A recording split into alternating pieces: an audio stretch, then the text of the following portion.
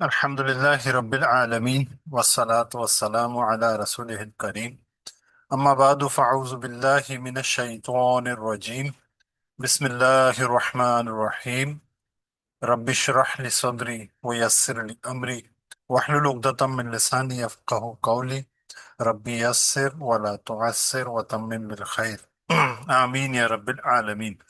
السلام علیکم ورحمۃ اللہ وبرکاتہ.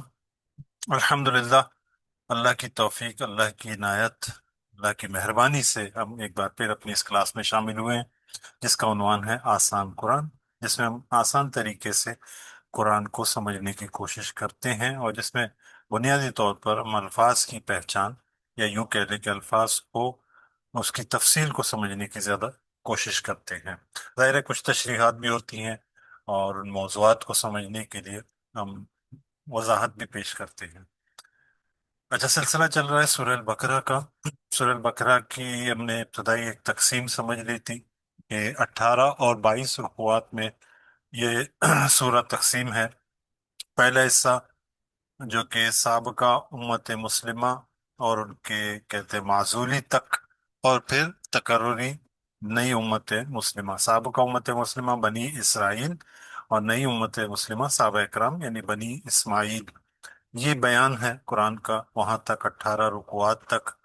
اس کے بعد اگلے جو 22 رکوعات ہیں، اب 18 رکوعات کی ہم نے ایک تقسیم کر لی تھی کہ ابتدائی 4 رکوعات تمہیدی ہوتے ہیں اور پھر اس کے بعد 10 رکوعات میں بنی اسرائیل کے جو کارنامے ان کو بیان کیا، چارج شیٹ ہے اللہ تعالیٰ نے پیش کی. پھر اس کے بعد 4 رکوعات میں ان کو معزول کیا جاتا ہے اور بنی اسماعیل کو تکرری ہوتی ہے. گویا کہ میں بار بار یہ بات ہوتا وہ تاج پہنایا جو کہ جس کے بارے میں ہم نے آخری رکوع میں پڑھا. یہ آسان نہ تھا، جو ذمہ داریاں دی گئی تھی یہ آسان نہ تھا.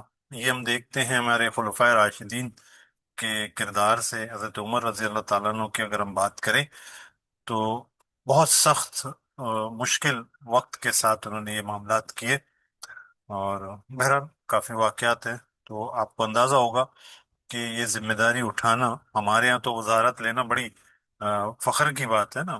اور تقاریب مناتے ہیں، جیسے کہ پچھلے رکوع میں ہم نے کہا کہ اللہ تعالیٰ نے یہاں پہ خوشخبری نہیں دی. سب سے پہلی چیز جو بتائی ہے کہ جو ذمہ داری لی ہے اب ہوگا کیا تمہارے ساتھ، پہلی چیز بتائیے صبر کا معاملہ کرنا، یہاں تک کہ تم قتل بھی کر دیے جاؤ گے. پھر حوصلہ بھی دیا کہ یہ اجر ہے، اتنا بڑا اجر ہے اس راہ میں قتل ہونے کا کہ وہ اللہ تعالیٰ کے تم زندہ ہو ایسے جیسے یہاں ہو. یعنی کہ عالم ارواح میں بھی ان کی زندگی ویسی ہی ہے جیسے کہ وہ جاری ہے، اور جنت ظاہر ہے روز قیامت کے بعد ان کے لیے جنت پہلے سے تیار ہے. تو یہ بہرحال وہ بیان ہم نے پچھلے رکوعات میں پڑھا، لیکن ایک تقسیم کے حوالے سے ایک چیز آج میں بتانے کی کوشش کروں گا جو اگلے 22 رکوعات میں ہم پڑھیں گے. وہاں تو تقسیم تو سمپل رکوعات میں ہو رہی تھی، لیکن یہاں پر ہم دیکھیں گے 22 رکوعات کے جو مضامین ہیں وہ کیا ہے. میں یہ بار بار کہتا ہوں کہ ہمیں پتہ ہونا چاہیے مخاطبین کون ہیں اور موضوع کیا ہے، کس بارے میں بات ہو رہی ہے. اور سورہ البقرہ کو پڑھتے ہوئے بہت زیادہ کنفیوژن ہمیں فیل ہوتی ہے کیونکہ ہم سمجھ نہیں پا رہے ہوتے ہیں، ہمیں پتہ ہی نہیں ہوتا کہ موضوع کیا چل رہا ہے. تو آپ کو لگتا ہے کہ ایک بات چل رہی تھی شریعت میں، جیسے کہ طلاق کے معاملات چل رہے تھے، پھر رمضان کا ذکر آ جاتا ہے، پھر حج کا قتال کا ذکر آ جاتا ہے، اور قصاص کا، قتل کے بدلے قتل، پھر حج کا ذکر آ جاتا ہے. یہ کیا معاملات ہیں؟ تو اگر اس سچویشن کو، ان سب معاملات کو اگر ایک تصویر میں لانا چاہیں تو میں مختصر یہ رکھ دیتا ہوں. اگر ان چیزوں کو آپ ذہن میں تازہ رکھیں گے تو ذرا سی بھی کنفیوژن انشاءاللہ آخر تک نہیں ہوگی جب ہم اس سورہ کے آخر میں دعا تک پہنچیں گے. تو 22 رکوعات کی جو تقسیم ہے اس میں دو چیزیں اہم ہیں. شریعت کا بیان ہے، میں نے کہا نا کہ اب نئی امت کو تربیت بھی دی جا رہی ہے اور ان کو یہ شریعت بھی دی جا رہی ہے. اب قوانین بھی بتائے جائیں گے، احکامات بھی بتائے جائیں گے اور عبادات بھی ہوں گے. اور دوسری جانب ان سے جو توقعات ہے کہ وہ اس دین کو آگے بڑھانے کے لیے جہاد کریں گے، کوششیں کریں گے. اب ان کی بھی مزید تقسیم ہوتی ہے آگے چل کر. شریعت جو ہے، یعنی کہ شریعت میں ایک چیز جو بتائی جائے گی وہ عبادات ہوں گے، جیسے کہ روزہ آ جائے گا، نماز کے بھی بارے میں آتا ہے مختصر، حج کے بارے میں آتا ہے. تو اس طرح کی عبادات کی تفصیل آئی جائے گی، اور ساتھ میں دوسری چیز جو ہوتی ہے وہ معاملات ہوں گے. جیسے کہ طلاق کا معاملہ ہو گیا، معاشرتی معاملات ہیں، ان میں قوانین کیا ہے، وہ ساری چیزیں، جیسے کہ وراثت کے قوانین ہیں، اور دیگر اسی طرح کے معاملات ہیں جو کہ زیر بحث آئیں گے. تو یہ دونوں چیزیں آپ کو ساتھ ساتھ ملیں گی شریعت میں، عبادات اور معاملات. اچھا، ایسے ہی دوسری جانب جہاد میں بھی ہمیں قتال فی سبیل اللہ، یعنی کہ اللہ کی راہ میں لڑنا، یہاں تک کہ اس کی راہ میں قتل ہو جانا، یہ قتال فی سبیل اللہ کہلاتا ہے. وہ چیز نظر آئے گی، اور ساتھ ساتھ یہ تو جان سے آپ جہاد کر رہے ہیں نا، مالی جہاد بھی ساتھ ساتھ وہاں پہ ریکوائرڈ تھی، کیونکہ اس وقت کے جو حالات تھے، جو ظاہر ہے وہ فوج نہیں تھی، انہی لوگوں کی فوج بنی تھی. جیسے کسی بھی جگہ مال و اسباب کی ضرورت پڑتی ہے، تو انفاق ایک بڑا ذریعہ تھا جس کے ذریعے لوگ بڑھ چڑھ کر اللہ کی راہ میں خرچ کر رہے تھے. تو وہ انفاق کا بھی حکم ہمیں مستقل ملے گا. تو یہ چاروں چیزیں آپ کو پے در پہ ایک دوسرے کے ساتھ لڑیاں جڑی ہوئی نظر آئیں گی. ڈاکٹر اسرار احمد صاحب بڑی خوبصورت بات کہتے ہیں کہ ایک رسی ہے گویا، یہ چار لڑیوں سے بنی ہوئی ہے، ہر رنگ کی رسی ہمیں مستقل نظر آئے گی. مطلب آپ موضوعات رکوات میں تقسیم نہیں ہے، لیکن یہ چاروں موضوعات آپ کو آخر تک ملیں گے انشاءاللہ. تو یہ ہم اب آگے سے ترتیب پڑھتے چلے جائیں گے تو ہمیں بات سمجھ میں آتی رہے گی. اچھا، یہ عبادات ہیں، یہ معاملات ہیں، یہ قتال ہے، یہ انفاق ہے. تو یہ ٹوٹل ہمیں 22 رکوات میں انشاءاللہ یہی ملے گا. اس تمہید کے بعد ہم اپنا سبق جاری کرتے ہیں. سورہ البقرہ آیت نمبر 64 تا 67، یہ 20واں رکوع ہے جو ہم پڑھنے جا رہے ہیں. پچھلی جو آیات پڑھی تھی اس میں ہم نے دیکھا کہ اللہ تعالیٰ نے براہ راست پہلی چیز جو صبر کے حوالے سے بات کی، اور آخر میں اپنے ایک مختصر تعارف پیش کیا. وہ یہ تھا، اللہ تعالیٰ نے فرمایا اعوذ باللہ من الشیطان الرجیم بسم اللہ الرحمن الرحیم وَإِلَٰهُكُمْ إِلَٰهٌ واحد، اور تمہارا الہ ہے واحد اللہ، یعنی کہ یہ ایک ہی الہ ہے. لا الہ الا ہوا، یا لا الہ الا، اس کے سوا کوئی الہ نہیں ہے.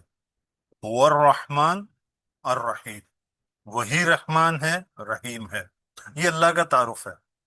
یہ اب بتایا جا رہا ہے نئی امت مسلمہ کو کہ اللہ تعالی جس کے ساتھ کسی کو شریک کرنے کی اجازت کسی صورت نہیں ہے.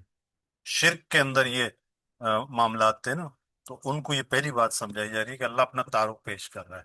اچھا، اب اللہ کو ہم براہ راست نہ دیکھ سکتے ہیں، نہ ہی کسی طرح مشاہدہ کر سکتے ہیں، الا یہ کہ اگر جو اللہ بتائے ان کا ہم مشاہدہ کریں تو ہمیں اللہ واضح نظر آ جائے گا. اللہ تعالیٰ ایسا لگے گا ہمارے ساتھ ہے. اور وہ اب تعارف کی تفصیل اب اس اگلی آیت میں آتی ہے. اور اب جو ہے بڑی بڑی آیات کا بھی سلسلہ شروع ہوگا، جس میں آیت الکرسی بھی آئے گی، آیت الدین بھی آئے گی، اور بھی آیتیں آئیں گی جو بڑی بڑی آیات ہیں. ان میں سے ایک بڑی آیت جس کو ڈاکٹر صاحب کہتے ہیں کہ آیت الآیات، یہ نشانیوں کی آیت ہے. ان کے اللہ تعالیٰ کی جو نشانیاں ہیں، اور یہ جتنے بھی معاملات ہیں وہ مختصر کہیں نہ کہیں ایک یا دو ہمیں ملتے ہیں قرآن کریم میں. مطلب ان دونوں کا ذکر ایک ساتھ، کبھی ایک چیز کا ایک ذکر ملتا ہے، لیکن یہاں پر تقریباً ان سب کو اکٹھا کر دیا گیا اللہ تعالیٰ نے اس ایک آیت میں. اور اپنے اس تعارف کو، ہم نے کہا نا کہ اللہ کو ہم کیسے پہچانیں گے، تو اللہ تعالیٰ بتا رہے ہیں کہ یہ جو سب معاملات ہیں وہ اللہ ہی کر رہا ہے. اگر ایک عقل والا شخص، ایک باشعور شخص ان کو غور کرے گا، وہ کبھی اس بات سے انکار نہیں کرے گا کہ یہ سب کچھ اللہ ہی کے ہاتھ میں ہے، اور سب کچھ اللہ ہی کے حکم سے ہو رہا ہے. تو آیت کی ابتدا کرتے ہیں اعوذ باللہ من الشیطان الرجیم بسم اللہ الرحمن الرحیم. ان فی خلق السماوات والارض، ان مانے بے شک، تاکید زور کا اسلوب ہے. فی خلق السماوات والارض، فی کے معنی میں، خلق بنانا، پیدا کرنا. السماوات آسمانوں، آسمانوں ہمیشہ جمع میں آتا ہے تو مؤنث ہے. سماوات، الف تا کا اضافہ ہوا ہے. والارض، اور زمین، اور ظاہر ہے ہماری زمین سے متعلق بات ہے. اور زمین کے، یعنی کہ ان کے پیدا کرنے میں، بے شک یہ پیدا کرنے والا. وہ اختلاف اللیل والنہار، اور اختلاف ہم اردو میں بھی کہہ رہے ہوتے ہیں، فرق کے ساتھ آنا، ایک دوسرے کے ساتھ آنا. تو اس طرح کے معاملے ہوتے ہیں، یعنی کہ آگے پیچھے آنا ایک دوسرے کے. اللیل والنہار، لیل کہتے ہیں، ویسے تو اس کے معنی ہوتے ہیں ڈارک، لیل، لیکن رات کے لیے لفظ آتا ہے. نہار کے معنی ہوتے ہیں روشن، یہ دن کے لیے لفظ آتا ہے. تو لیل ون نہار، رات اور دن کے، والفلک کی۔ اچھا فلک، ویسے تو اس کے روٹ ورڈ میں بہت کچھ ہے تفصیل، فی الحال ہم اتنا سمجھ لیتے ہیں۔ کشتیوں کو، کشتی کو فلک کہتے ہیں، مطلب کشتیوں کی جمع فلک ہے کہتے ہیں۔ اور کشتیوں میں التی، یہ مونس کے لیے آتا ہے جو، چوں کیونکہ مونس ہے، یہ سب جمع ہے غیر عاقل کی، تو اس لیے مونس کا صیغہ ہے۔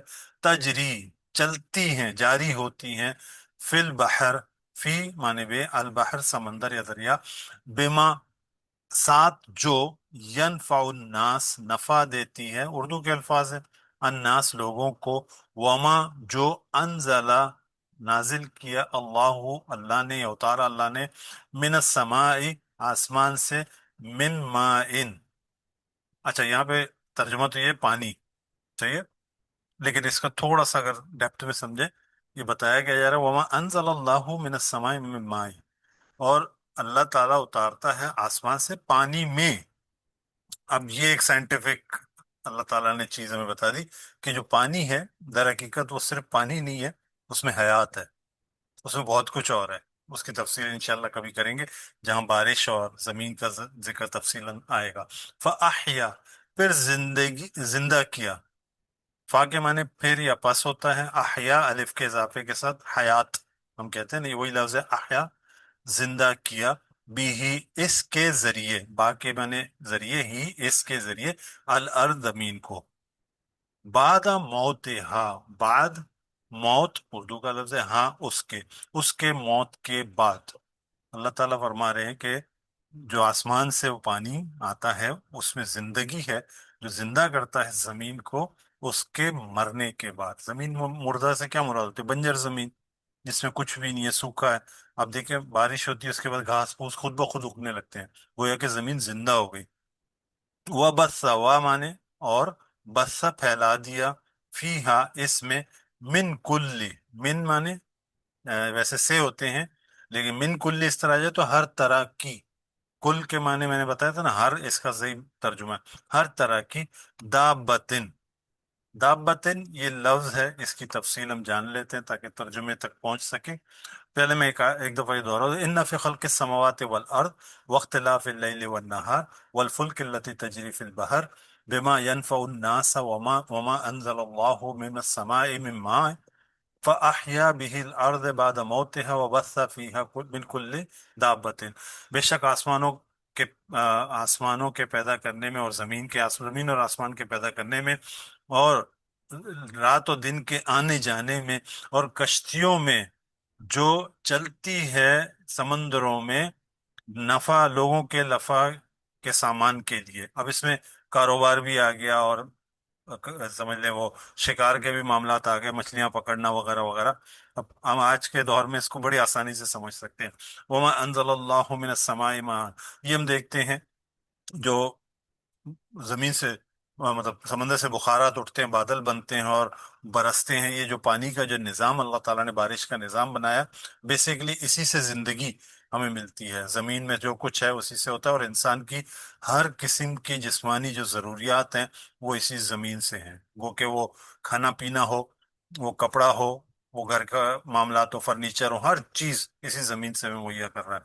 تو اللہ تعالیٰ کہتے ہیں زمین کو اللہ تعالیٰ نے اس بارش کے ذریعے زندہ کیا اور پھیلا دیے ہر قسم کے جاندار مخلوق، دابت۔ اچھا یہ لفظ آگے بھی آئے گا، اس کی وضاحت اس لیے بھی ضروری ہے تاکہ ہمیں سمجھ میں آئے کہ لفظ ہے کیا۔ ادب، اچھا، ادب، دباتو کہتے ہیں وہ ہر اس چیز کو کہتے ہیں جو زمین پر چلے۔ اچھا دبنا اردو میں بھی ہم استعمال کرتے ہیں، دب آہستہ کسی چیز کا جانا، تو اس لیے ہر رینگنے والے چلنے والا جاندار عربی میں دابتو کہلاتا ہے۔ اسی طرح دبتو آہستہ رفتار، یعنی کہ میں نے جیسے کہ دبے ہوئے قدموں کے ساتھ کوئی چلتا ہے، آہستہ آہستہ چلنے والے کو دبتو کہتے ہیں۔ اچھا الدبابو، الدبابتو کہتے ہیں ایک پرانے دور میں لکڑیوں سے، وہ کھالوں سے بنائی ہوئی ایک گاڑی ہوتی تھی جس میں ویل لگے ہوتے تھے، جو سپاہی اس میں بیٹھ کے جاتے تھے اور قلعے کی دیوار وغیرہ توڑنے کے لیے وہ کام آتا ہے۔ آج کے دور میں عربی میں اب بھی دبابہ اس کو کہتے ہیں جو ٹینک ہے، جو آرمی ٹینک ہوتا ہے اس کو دبابہ کہتے ہیں۔ قرآن کریم میں دابتن کا لفظ رینگنے والے جانوروں، دو پاؤں پہ چلنے والے اور چار پاؤں پہ چلنے والے جانوروں سب کے لیے آیا ہے۔ اچھا، یہاں جو یہ لفظ آیا ہے وہ صرف رینگنے والے نہیں، کل جاندار کے لیے آیا ہے۔ اچھا، یہ اسلوب ہے قرآن میں، بہت سی جگہوں پہ یہ ملتا ہے۔ اور لیکن جہاں کہیں چرند پرند کا پرندوں کا ذکر الگ آتا ہے، تو اس سے مراد وہی لیا جاتا ہے کہ اس سے مراد یہ ہے کہ یہاں پر زمین پہ رینگنے والوں سے مثال لی جا رہی ہے۔ تو مطلب ویسے تو اس کے معنی یہ ہیں، جو زمین پہ رینگنے والے چلنے والے جو اتنے بھی ہیں جاندار، ان کو دابا کہتے ہیں، کیونکہ دبے قدموں وہ چل رہے ہوتے ہیں، دبے ہوئے ہوتے ہیں۔ تو اور لیکن یہاں پر اس سے مراد کل مخلوقات جو زمین پر ہیں، یعنی کہ جاندار، جیسے ہم ہر چیز، کیڑے مکوڑے رینگنے والے وغیرہ سب شامل ہو جاتے ہیں۔ آگے اللہ تعالیٰ فرما رہے و تصریف ریاح، ریح کہتے ہیں ویسے تو ہوا کو، اس روح بھی اسی سے، اور راحت بھی اسی سے، بہت ساری بات ہے۔ صرف پھیرنا، گردش کرنا، وہ تصریف ریاح، پھر آگے اللہ تعالیٰ میں والسحاب المسخر، وہ سحاب کہتے ہیں بادلوں کو، مسخر تابع فرمان ہونا۔ اب یہاں پہ یہ آسان ترجمہ ہے، تابع فرمان ہونا، لیکن اگر اس کی ہم تفصیل دیکھیں تو اندازہ ہوگا یہ کیا۔ المسخر، سین خا را اس کا مادہ، اس کے بنیادی معنی مذاق اڑانا، مسخرے کہتے ہیں نا، مذاق اڑانا، مذاق کرنا، بیوقوف سمجھتے ہوئے ہنسی اڑانا، اس طرح کے معنی۔ مسخر مذاق اڑانے والا، مسخر جس کا مذاق اڑایا جائے۔ اب مذاق اڑایا جائے سے یہ لفظ لیا گیا تو آگے کیا؟ سخرہ تسخیرہ، اگر کہا جائے تو اس کا مطلب ہے کسی کو کسی خاص مقصد کے لیے زبردستی لے جانا، مسخر کرنا، کسی کو مجبور کر کے کسی کام پہ لگا دینا، کسی سے کوئی کام بلا معاوضہ کرا لینا۔ اسی سے اس کے معنی حقیر سمجھنے اور ذلیل کرنے کے لیے بھی آتے ہیں، کسی کو تابع فرمان کرنا اور اپنے حکم کے مطابق چلانا۔ اب دیکھیں لفظ کیسے اپنے معنی بناتا ہے، اور اللہ تعالیٰ نے عربی کے ان الفاظ کو استعمال کیا جو اس وقت کے عرب بڑے اچھی طرح سمجھتے تھے۔ تو مسخر کہ کسی چیز کو تابع فرمان کرنا، یہاں یہ مطلب نہیں ہے کہ ان ہواؤں کو، ان بادلوں کو انسانوں کے تابع فرمان کر دیا۔ اب آپ کو میں ایک چیز سمجھانے کی کوشش کروں گا مختصر، کہ اس کائنات میں، یہ کائنات آگ کا گولا ہے، دوزخ ہے، اس میں صرف ایک ہی مقام ہے جو جنت ہے، وہ ہے ہماری زمین۔ اگر اس زمین کا جو مدار ہے اس کو ہم تھوڑا سا آگے کی طرف کر دیں تو زمین جل جائے، بزم ہو جائے، اور اگر تھوڑا سا پیچھے کر لیں تو ممکن ہے فریز ہو جائے۔ یہ ایسے آربٹ میں اپنے گھوم رہا ہے کہ اس میں انسان یا جاندار کی زندگی ممکن ہے، ورنہ ہمارے ملکی وے میں یہ کہیں بھی پاسبلٹی ممکن نہیں نظر آتی۔ سائنس اس بات کو آج مانتی ہے۔ اچھا، یہ جو سارا نظام اللہ تعالیٰ نے کھڑا کیا ہے، اللہ تعالیٰ فرما رہے ہیں یہ انسانوں کے لیے مسخر کیا۔ یہ ایک جگہ مقام پہ باقاعدہ ان کے ایک ایک کر کے نام لے کر اللہ تعالیٰ نے کہ اس کا مسخر کیا تمہارے لیے، سخر لکم، سخر لکم، تمہارے لیے مسخر کیا ہے ان سب چیزوں کو۔ یعنی کہ اللہ تعالیٰ نے یہ پورے نظام کی ترتیب بنائی ہے انسانوں کے لیے۔ وہ کہ یہ دن میں سورج جو نکلتا ہے وہ میرے لیے، آپ کے لیے نکلتا ہے، یہ چاند کا آنا اپنے ٹائم پہ اور پھر ختم ہونا یہ میرے اور آپ کے لیے ہے، یہ بارشوں کا آنا یہ میرے اور آپ کے لیے، ایون کہ کائنات کی ہر چیز کی گردش میرے اور آپ کے لیے اللہ تعالیٰ کہہ رہے ہیں، یہ تسخیر ہے، مطلب مستقر کیے ہیں ہمارے لیے۔ تو اللہ تعالیٰ یہاں یہ بات فرما رہے ہیں۔ اب یہ بادلوں کے بارے میں آیا وَالسَّحَابَ الْمُسَخِّرِ بَيْنَ السَّمَاءِ وَالْأَرْضِ لَآيَاتٍ، یقیناً نشانیاں ہیں لِقَوْمٍ یَعْقِلُونَ، ان کو، اس قوم کے لیے جو عقل رکھتے ہیں۔ اب ہم عقل کو ایک طرف پھینک کر ہم کہتے ہیں کہ قرآن پڑھتے ہوئے اپنی عقل کا استعمال نہ کریں، تو یہاں ایک کوشچن مارک ہے، ہم اللہ کو کیسے پہچانیں گے؟ ہم اللہ کی، جو اللہ نے اپنا تعارف دیا اس کے بعد ان نشانیوں کو پیش کیا، اس کا مطلب ہے ہم غور و فکر کریں گے۔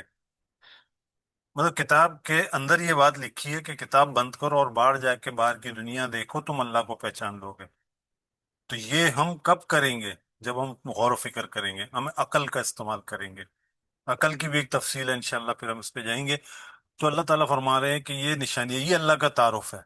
جس کے بعد مطلب اس وقت صحابہ کرام کو یہ بات بتائی جا رہی ہے کہ جس نے یہ احکامات دیے ہیں وہ اتنا پاورفل ہے، وہ آگے پاور کا ذکر بھی آئے گا.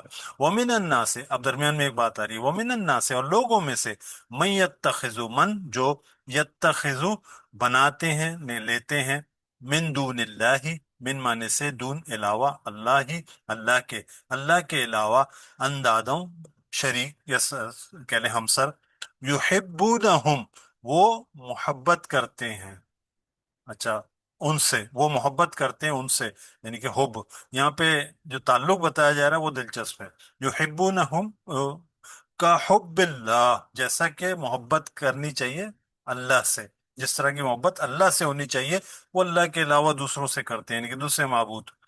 والذین آمنوا، اور وہ لوگ جو ایمان لائے، اشد، بہت زیادہ، اشد الف کا اضافہ بتا رہا ہے، شدت میں بھی زیادہ، زیادہ سخت ہیں، حبن، محبت میں، للہ، اللہ کی، اللہ کی محبت میں زیادہ سخت ہیں. اب یہاں دیکھیں، عبد و معبود کا تعلق نہیں بتایا جا رہا، اللہ کی عبادات کا تعلق نہیں بتایا جا رہا، بلکہ یہ بتایا جا رہا ہے محبت کا تعلق ہے. پہلا تعارف اللہ تعالیٰ اپنے ان احکامات میں لا رہا ہے، جس نئی امت کو کھڑا کیا، اس کو اپنا بندہ بھی نہیں کہہ رہے، اس کو اپنا غلام بھی نہیں کہہ رہے، اس کو کہہ رہے محبت کا تعلق ہے. یہ مجھے بتائیے گا، کہاں کون سے درس میں ہم اللہ کے محبت کی بات سنتے ہیں؟ کہاں کون سے خطبے میں ہم اللہ سے اس تعلق، اس رشتے کی بات سنتے ہیں کہ محبت کا تعلق ہے ہمارا پہلا؟ ہم تو اللہ سے ڈر کا تعلق ہمیشہ سنتے ہیں، اللہ عذاب دے گا اور یہ دے گا. اللہ پہلا تعارف دے رہا ہے اپنا محبت کا. سبحان اللہ. پھر آگے اللہ تعالیٰ فرمائے، وَلَوْ یرا، اور کاش دیکھ لیں، یرا وہ دیکھ لیں. اچھا، لو جو ہے، جیسے کہ نا ان، اگر، اور لو، یہ ایک ہی الفاظ ہے، لیکن لو میں ایک حسرت کا پہلو ہوتا ہے. اگر دیکھ لیں، تو یہاں پر شرطیہ اسلوب ہو گیا، دیکھ لیں، ورنہ دیکھتا ہے، دیکھے گا، اس کا ترجمہ ہوتا ہے نا. ولو یرا، اور اگر دیکھ لیں، الذین، وہ لوگ جنہوں نے، ظلموا، سب نے ظلم کیا، اذ، جب، یرون، وہ سب دیکھیں گے، العذاب. مطلب یہ یہاں پہ بتایا جا رہا ہے کہ ابھی جو ہم دنیا میں ہیں، ہم جو، جنہوں نے، اللہ معاف کرے، اللہ کے ساتھ شرک کیا، کاش کہ وہ عذاب دیکھ لیں. پھر دیکھ لیں گے جنہوں نے اپنے ساتھ ظلم کیا ہے، اور پھر کیا ہوگا وہاں پر. اب ایک منظر اللہ تعالیٰ پہ، ان القوت، اب بے شک قوت ہے. اب یہ قوت جو ہے نا، ہماری زبان میں قوت طاقت کو کہتے ہیں، یہ قوت ایک وسعت رکھتا ہے. انشاءاللہ اس کی بھی تفصیل کبھی ہوگی، سارے الفاظ ظاہر ہے ہم نہیں لے سکتے. للہ، تو اللہ کے پاس ہے، جمیعاً. اب اس سے آپ اندازہ کر لیں اس جملے کا مطلب کیا ہے. القوت، یہ نہیں کہا گیا کہ قوت طاقت اللہ کے پاس ہے. یہ در حقیقت جو قوت جس چیز کو ہم قوت کہتے ہیں، اصل میں وہ اللہ کا ہے، جمیعاً، تمام کا تمام. وَأَنَّ اللَّهَ، اور اللہ، بے شک اللہ، شدید العذاب، عذاب دینے میں بھی شدت رکھتا ہے. اب یہ کتنا سخت انداز ہے کن لوگوں کے لیے؟ شرک کرنے والوں کے لیے، جو یہ کرتے ہیں. اور بتایا کس کو جا رہا ہے؟ یہ اہل ایمان سے کو بتایا جا رہا ہے کہ ایسے لوگوں کے ساتھ یہ معاملہ ہوگا. اذ، جب، تبرہ، ہم کہتے ہیں نا براءت، براءت کے معنی ہوتے ہیں بیزاری، اب برات کا اختیار کرنا، لا تعلقی کرنا. تبرہ، بیزاری کا اظہار کریں گے، وہاں ہوگا کیا؟ روز قیامت. از، تبرہ، جب بیزاری کا اظہار کریں گے، الذین، وہ لوگ جنہوں نے، الذین اتبعوا، اچھا یہاں پر تبعوا آیا ہے، پیروی کی گئی. اگر زبر کے ساتھ ہوتا، یا حکم کے صیغے میں جیسے زیر کے ساتھ اتبعوا ہوتا تو کیا ہوتا؟ پیروی کرو. اگر اتبعوا تو پیروی کرتے ہیں، کریں، پیروی کی کا ترجمہ آتا ہے. پیش کے ساتھ جب آتا ہے مجہول کا صیغہ بن جاتا ہے. پیروی کی گئی، من، من سے، الذین اتبعوا، یہ دیکھیں یہ لفظ یہاں آ گیا زبر کے ساتھ، پیروی کی ہوگی. اب فرق آ گیا، جن سب نے پیروی کی ہوگی. وراؤ، راؤ وہ یرا والا لفظ ہے. اب یہ مطلب بتایا جا رہا ہے وہ سب دیکھیں گے. اچھا، راؤ ماضی کا صیغہ، لیکن میں نے پہلے بھی بتایا کس طرح کے منظر میں اللہ تعالیٰ ماضی کے صیغے کو بیان کرتے ہیں کہ آگے ایسا ہوگا، اور اتنا کنفرم ہے کہ وہ ماضی کا صیغہ ہو جاتا ہے. راؤ العذاب، عذاب کو. وَتَقَطَّعَتْ، منقطع کرنا، قطع کرنا، یہ وہی لفظ ہے. وہ منقطع ہو جائیں گے، یعنی کہ جو عذاب کو دیکھنے کے بعد وہ کیا ہو جائیں گے؟ لا لا تعلق ہو جائیں گے بہم ان سے، الاسباب جتنے بھی جو سبب تھے، تعلقات تھے، وہ سب لا تعلق ہو جائیں گے۔ کیوں؟ جس کے سامنے عذاب آئے گا اس کو پتہ چلے گا میں اپنی جان بچا لوں تو بڑی بات ہے۔ وقالا، وہ کہیں گے۔ اب دیکھیں، کالا ماضی کا صیغہ، کہا، لیکن روز قیامت کا منظر پیش ہو رہا ہے تو اتنا کنفرم ہے کہ ماضی کے صیغے میں آیا۔ وہ کہیں گے الذین، وہ جنہوں نے اتبعوا، پیروی کی ہوگی، لو، کاش یا اگر، انا، کہ بے شک، لنا، ہمارے لیے ہوتا، کرتن، کرتن اس کا ترجمہ ہوتا ہے لوٹنا۔ یہ لفظ استعمال کرتے ہیں اردو میں بھی، کرتن، کاف را را اس کا مادہ ہے۔ اچھا، الکرو کا معنی ہوتا ہے کسی چیز کو پلٹانا، یا رسی جیسے ہوتی ہے نا، بل دیتے ہوئے بناتے ہیں ہم، اس چیز کو بھی ہم کرن کہتے ہیں، کسی چیز کو پلٹانا، موڑنا، لوٹا دینا، کسی چیز کا بار بار آنا بھی کرن، کرن ہوتا ہے۔ اچھا، اسی سے تقریر، تقریر قاف والا نہیں، کاف والا، تقریر یا تکرار اردو میں ہم کہتے ہیں نا، یہ بھی لفظ ہے، کسی چیز کو بار بار دہرانا۔ اس کے بنیادی معنی اکٹھا کرنا اور پلٹانا کے ہیں۔ اچھا، اردو میں ہم کہتے ہیں مکرر، ایک دفعہ واقع ہونے کے بعد فوراً جو دوبارہ واقع ہو اس کو دوبارہ بھی کہتے ہیں نا، مکرر۔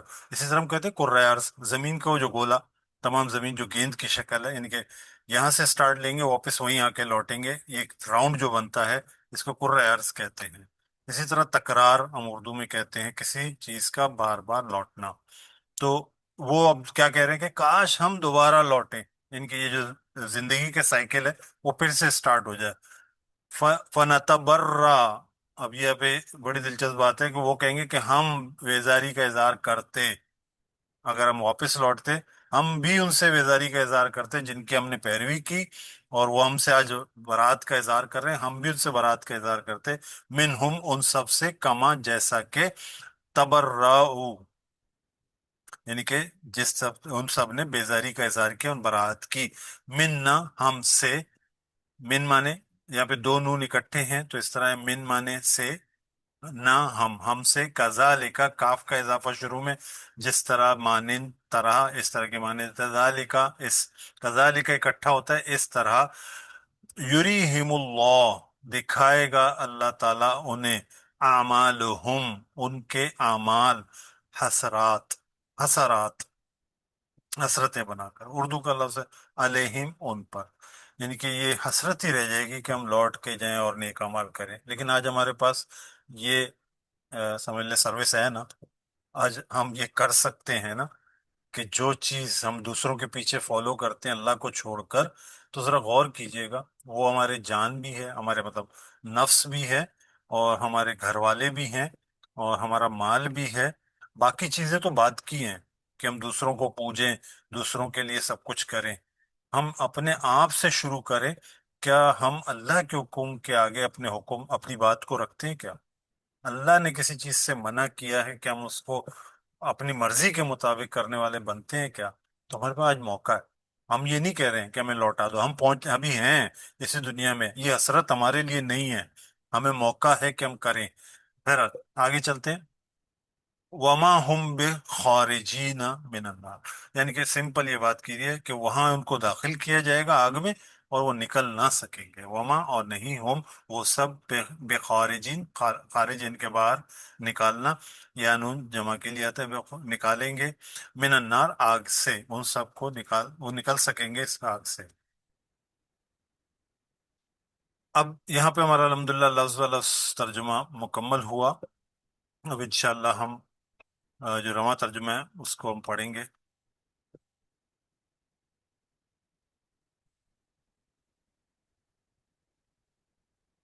جی،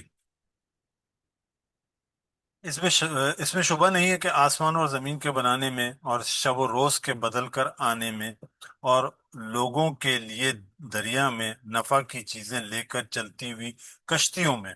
اب یہاں پہ آپ غور کیجئے گا، وہ سارے معاملات جو میں نے کہا تھا کہ اللہ تعالیٰ نے ایک ہی جگہ جمع کر دیے، اور اس پانی میں جو اللہ نے آسمان سے اتارا ہے، اس پانی میں جو اللہ تعالیٰ نے آسمان سے اتارا ہے، پھر اس سے زمین کو اس کے مر جانے کے بعد زندہ کیا ہے، اور اس میں ہر قسم کے جاندار پھیلائے ہیں، اور ہواؤں کے پھیرنے میں اور آسمان اور زمین کے درمیان حکم کے تابع بادلوں میں اس حقیقت کو سمجھنے کے لیے بہت سی نشانیاں ہیں ان لوگوں کے لیے جو اپنی عقل سے کام لیتے ہیں۔ اور زمین و آسمان کی ان نشانیوں کے باوجود ان لوگوں میں سے ایسے بھی ہیں جو اوروں کو اللہ کے برابر ٹھہراتے ہیں اور ان سے اسی طرح محبت کرتے ہیں جس طرح اللہ سے محبت کرتے ہیں، حالانکہ ایمان والوں کو تو سب سے بڑھ کر اپنے اللہ سے محبت ہوتی ہے۔ اور اگر یہ ظالم اس وقت کو دیکھیں، یعنی کہ روز قیامت کو جب یہ عذاب دیکھیں گے، تو ان پر یہ حقیقت واضح ہو جائے گی کہ زور جو ہے، جو زور و اختیار ہے، وہ سب اللہ ہی کا ہے۔ اس طرح کے لوگوں کو اللہ بڑا ہی سخت عذاب دینے والا ہے۔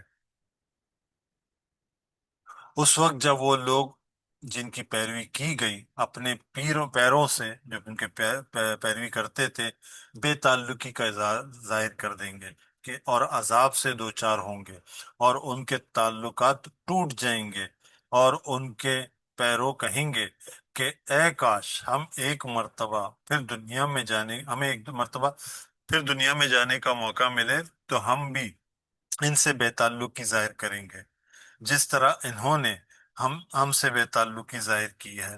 اس طرح اللہ ان کے اعمال کو ان کے لیے سراسر حسرت بنا کر انہیں دکھائے گا، اور دوزخ سے نکلنے کے لیے کوئی راہ نہ پا سکیں گے۔ اللہ تعالی ہمیں اس سے محفوظ رکھے۔ اللہ تعالی ہمیں جو نشانیاں بیان ہوئی اس پہ اللہ تعالیٰ کے یقین کو بڑھانے کا ذریعہ بنائے، اور ہر طرح کے شرک سے ہمیں محفوظ رکھے۔ الحمدللہ، یہ سبق کا اختتام ہوا۔ سبحانک اللہم وبحمدک، نشہد ان لا الہ الا انت، نستغفرک ونتوب الیک۔ جزاکم اللہ خیرہ۔